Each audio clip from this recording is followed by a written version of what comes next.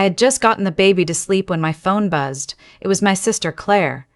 "Hey, I think I'm coming down with something. Fever's at 101. Should I still drive up this weekend?"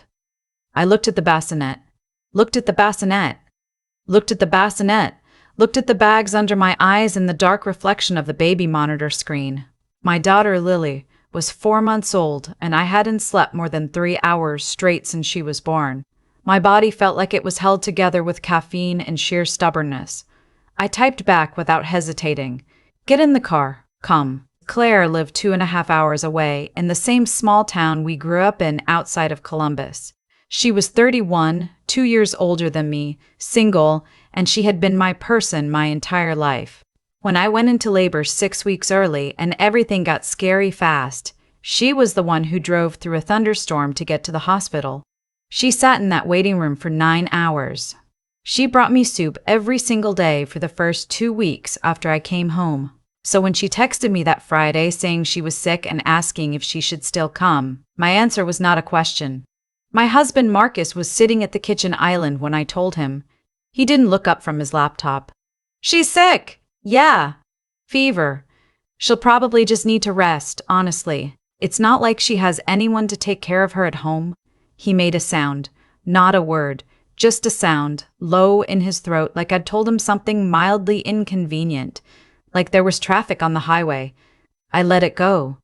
I was tired and I didn't want to start anything before she even got there. Claire arrived Saturday afternoon looking pale and small. She had that particular look sick people get when they've been fighting something alone for a few days. A little hollow around the eyes, apologetic about taking up space. She hugged me carefully, like she was trying not to get too close, even though I'd already told her I didn't care. "You don't have to treat me like a guest," I told her. "Go lie down. I'm fine. I want to hold the baby later. Go lie down." She smiled and did what I said, and I felt something loosen in my chest just from having her in the house. That first evening went fine. Marcus came home from his run, said a brief hello to Claire through the guest room door, and then spent most of the evening with his headphones in at the kitchen island. I made soup, real soup, not the canned kind, and brought a bowl to Claire and fed Lily and ate standing up over the sink the way I had been doing since she was born, because sitting down for a full meal felt like a luxury I hadn't yet figured out how to budget for. The second day was when it started. Claire was up and moving a little, feeling slightly better, and she was sitting on the couch with Lily in her arms, just holding her, talking softly to her the way you do with babies. I was in the kitchen making coffee, and I felt, for the first time in 4 months, like I could breathe. Marcus came downstairs, looked at the scene, and opened the refrigerator. "We're out of the good creamer," he said. "I can grab some later," I said. I thought she was sick. I turned around slowly. "She is. She's better today. She doesn't look that sick." I stared at him. I didn't say anything because Claire was 10 feet away and I refused to do this in front of her. I turned back to the coffee maker and said nothing, but that set the tone. By Sunday, it was in the air between us, thick and unspoken. The way he moved through the house, around Claire, around the baby stuff, around the general evidence that another person was existing in his space, was tight, controlled. He didn't say anything outright rude. He was too careful for that. But there were the sighs, the way he checked his watch when Claire and I were talking in the kitchen, the pointed comment about how the living room was a little chaotic lately. Claire noticed. Of course she noticed. She was my sister. Sunday night after dinner, she found me in the hallway and kept her voice low. "I can leave tomorrow morning. I feel a lot better." "You don't have to do that." "I don't want to cause problems." I felt a flash of something ugly move through me. Not at her. At the situation. At the fact that my sister, who had driven through a thunderstorm for me, who brought me soup when I could barely sit up, was now standing in my hallway whispering about leaving early so she wouldn't cause problems. "You're not causing problems," I said. She gave me the look, the older sister look that means we both know that's not entirely true. She left Monday morning. I walked her to her car, and we hugged for a long time in the driveway, and I told her I loved her and that I'd call her that night. She drove away, and I stood there a moment before going back inside. Marcus was getting ready for work. He seemed lighter, more relaxed. He actually kissed me on the cheek before he left, which he hadn't done in days. I stood in the kitchen holding Lily and thought, okay, fine, I see how this is. The thing about being in a marriage where you're slowly being managed is that you don't always see it while it's happening. You're tired, you're adjusting, you're telling yourself that everyone has rough patches, that new babies are hard, that you both need grace right now. You explain his moods to yourself in the most generous possible terms because that's what you do when you love someone. I explained Marcus to myself for 3 more months. There was the time I mentioned wanting to spend Christmas Eve with my parents, and he spent an entire dinner explaining, very patiently, very reasonably, why that would be complicated given his work schedule. There was the way he frowned whenever I was on the phone with Claire for more than 15 minutes. There was the comment he made once, casual, almost throwaway, that I seemed to need a lot of external validation. I didn't fight it because I was exhausted and because fighting took energy I didn't have and because I kept telling myself I was probably reading too much into things. And then his mother called in November to say she was coming for the holidays. Her name is Diane. She lives in Scottsdale, Arizona, in a house with a pool that Marcus grew up in and speaks about like it's sacred ground. She is 63 years old and she has opinions about everything. How I load the dishwasher? What brand of diapers we use? The way I've decorated the living room.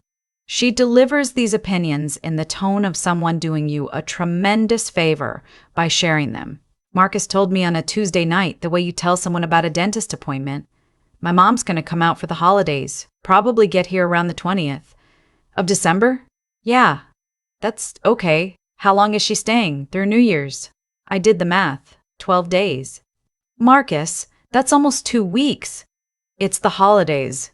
He said it like that was a complete explanation. I thought about Claire, apologizing in my hallway after 3 days. I thought about the way the house had felt when she was here, warm, easy, full of someone who loved me.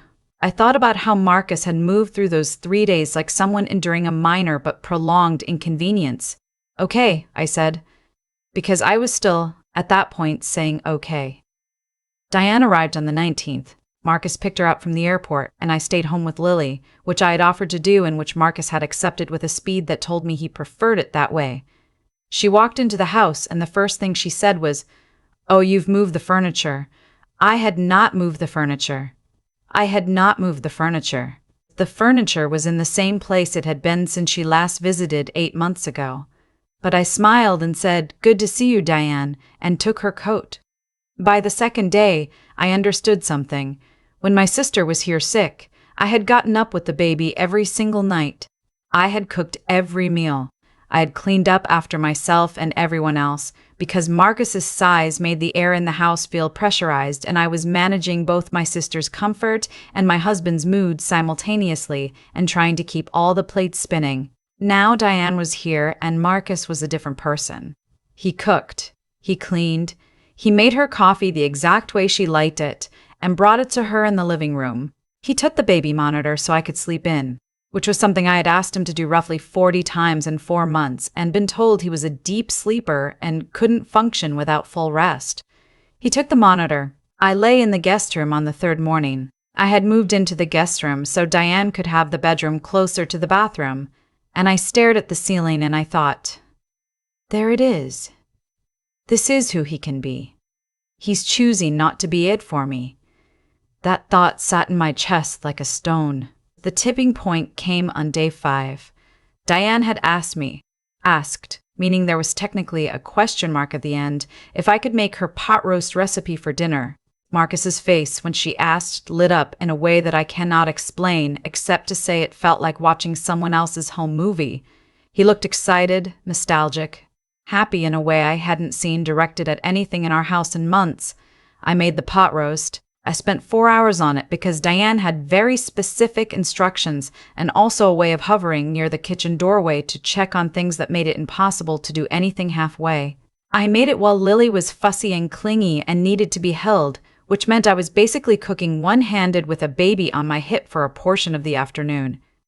Diane sat down at dinner, took a bite, and said, "It's a little under-seasoned." Marcus nodded thoughtfully. Yeah, I think you might be right. I put down my fork. Not dramatically, not so anyone would notice. I just set it down on the side of my plate and sat there for a moment and felt something very quietly break. That night, after Diane went to bed, I waited until Marcus was brushing his teeth, and I stood in the doorway of our bathroom and I said, "I need to talk to you about something." He met my eyes in the mirror. Okay. When Claire was here, she had a fever. She drove 2.5 hours sick because she wanted to help me. She apologized for being a guest in my house after 3 days because she could feel that it bothered you. And then she left early. I kept my voice level. Your mother has been here 5 days. She's staying for 12. I made her dinner from scratch today while holding our daughter, and the feedback was that it needed more salt, and you agreed with her. Silence. So I need to know, I said, if you understand what I'm telling you, because I need you to actually hear it. He turned around. He leaned against the sink. He looked at me with an expression I had gotten very familiar with, the one that managed to be both condescending and genuinely confused, like I was a weather pattern he couldn't quite predict. I don't know what you want me to say, he said. My mom is just being my mom. She's not trying to offend you. You're too sensitive about this stuff. There it was, the familiar landing place. You're too sensitive. The sentence that ended every conversation before I could go anywhere. Okay, I said, and I went to bed. In the guest room, I didn't plan what happened next. I want to be honest about that because I've told this story a few times now and people always assume I had some kind of strategy, some long game thing I'd been building toward. I didn't. What I had was a Thursday morning, Lily in my arms, standing in the kitchen at 7 a.m., watching Diane rearrange my spice cabinet while she waited for her coffee, and something in me just went quiet. Not the tired kind of quiet. A different kind. I went upstairs. I got out my bag from the closet. Not a suitcase, just my big canvas weekender, and I packed enough for me and Lily for 4 or 5 days. I called my mom while I was folding Lily's onesies, keeping my voice low. Can we come? I asked. When? My mom said. Now. A pause. When? My mom said. I'll put fresh sheets on. Marcus was in his home office when I came downstairs with the bag and the baby. He heard me in the hallway and came out. He looked at the bag. Looked at me. What's going on? I was calm. I want you to understand how calm I was because it wasn't the calm of someone being cold or dramatic. It was the calm of someone who had finally located solid ground under their feet after a long time of standing in water. I'm going to my parents' house for a few days, I said. Right now? My mom is here. I know. He looked genuinely thrown. This is the part that might be hard to understand from the outside, but he actually didn't see it coming. That's the thing about people who spent a long time being accommodated. The accommodation starts to feel like the natural order of things. You can't just leave, he said. It's the holidays. You're right that it's the holidays, I said, which is why I think you should have your mom here without any distraction. You can really focus on her. He stared at me. What does that mean? It means, I said, and I kept my voice even and clear, that for 3 days when my sister was sick and needed me, I watched you treat my home like a waiting room. And for the last 5 days, I have cooked every meal, given up our bedroom, and been told the food I made wasn't seasoned right, and you agreed with her. I adjusted Lily on my hip. So, I'm going to go be somewhere that I'm not a guest in my own house, and you're going to stay here and take care of your mom, the way I was supposed to take care of mine. Diane appeared in the hallway behind him. She had clearly heard some of it. Her face was doing a complicated thing. Marcus opened his mouth, closed it. I'll call you tonight, I said, and I walked out the door. My mom was waiting on the porch when I pulled up. She didn't ask me a lot of questions. She took the baby and she held her against her chest and she said, "Are you hungry?" And I burst into tears in her driveway like I was 17 years old. I stayed 4 days. I slept. I ate food that someone else made. I sat on my parents' couch with my daughter and my mom and Claire, who drove up on day 2 because I'd called her and she didn't ask, she just came. Marcus called twice the first night. I let it go to voicemail. On the second day he texted, "Can we talk?" I texted back, "Yes, when I'm ready." On the fourth day, I drove home. Diane had extended her flight and left a day early. Marcus met me at the door and he looked, I don't know, like something had shifted, not fixed, shifted. We talked for 3 hours that night. It wasn't clean or resolved, or one of those movie conversations where everything comes out right and someone says the perfect thing. It was hard and circular and there were long stretches of silence, but I said the things I had been swallowing for months, and he heard them. Or at least he stopped deflecting long enough for me to say them. I told him about Claire in the hallway, whispering about leaving early. I watched his face when I said that. Something moved across it. "She really said that," he said. "She said she didn't want to cause problems." He was quiet for a long time. I don't know where we go from here. I want to be honest about that too. We're in counseling now. Some days feel like forward motion and some days feel like standing still. But I know this. That morning in the hallway when I picked up the bag and I walked out, I stopped disappearing. And once you do that, you cannot figure out how to start again. Lily won't remember any of this. She was too little. She'll just grow up with a mother who knows, somewhere in her body now, that leaving a room is sometimes the only way to be heard in it. That's the thing no one tells you about being too patient for too long. The moment you finally stop, it isn't loud. It isn't a scene. It's just a bag on your shoulder and your baby on your hip and the front door clicking shut behind you, very softly in the early morning quiet. And somehow that's the loudest thing you've ever done. I've thought a lot about the word patient since all of this happened, how it's supposed to be a virtue, how I wore it like a badge for years, with Marcus, with the early months of new motherhood, with a marriage that kept asking me to shrink a little more each season and calling it compromise. But there's a version of patience that isn't virtue at all. It's just fear dressed up in quieter clothes, fear of conflict, fear of being labeled difficult, fear that if you ask for what you need out loud, the person who's supposed to love you will confirm what you've been quietly afraid of, that what you need is too much. That's what I had, not patience, fear. I think about my sister standing in my hallway in a low voice saying she didn't want to cause problems. Claire, who drove through a thunderstorm when I went into labor early. Claire, who never once made me feel like I was too much, standing in my own house apologizing for existing in it. And I said, "You're not causing problems." And I meant it, but I didn't do anything about the fact that the house had become a place where she felt she had to say that. That's on me. That's the part I had to sit with. What I've learned, and I don't mean learned the way you learn a fact, I mean learned the way something rewires something in you. Is that how someone treats the people you love when there's nothing in it for them? Tells you everything. Everything. Marcus was kind to Diane because she was his. My sister was mine, and she got the sighs and the tight silences and the comment about the creamer. He didn't think he was being cruel. That's the part that took me the longest to understand. He genuinely didn't see it. He built a whole internal logic where his comfort was the reasonable baseline and everything else was an imposition. You can't fix a person's internal logic by being more accommodating. I tried. I have 4 months of postpartum exhaustion and a guest room and an under-seasoned pot roast as evidence. What you can do, what I finally did, is stop cooperating with it. Walking out that morning wasn't brave in some big cinematic way. It was just the first time in a long time that I let my own reality be real. That my sister mattered. That I mattered. That Lily deserved to grow up watching her mother be treated as someone who matters. That's the thing about finally stopping. The people around you has built their whole routine on you staying.